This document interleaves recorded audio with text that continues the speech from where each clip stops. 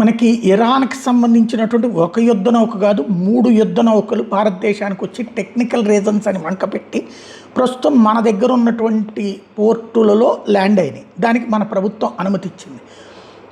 ఇదే సందర్భంలో ఉన్న అమెరికా డ్రామా ఆడుతుందా? లైక్ నిన్న పాకిస్తాన్ ఎయిర్ స్పేస్ నుంచి ఇరాన్ మీద దాడి చేసింది, సరిహద్దు ప్రాంతాలను మాట్లాడుకున్నాం. అయితే ఇప్పుడు తాజాగా భారత ప్రభుత్వం విదేశీ విమానయాన సంస్థలకి ఒక ఇది క్లియర్ చేసింది. ఏ విదేశీ ఎయిర్లైన్ కూడా భారతదేశంలో వితౌట్ ఫార్మల్ పర్మిషన్ ల్యాండ్ అవ్వడానికి వీల్లేదు.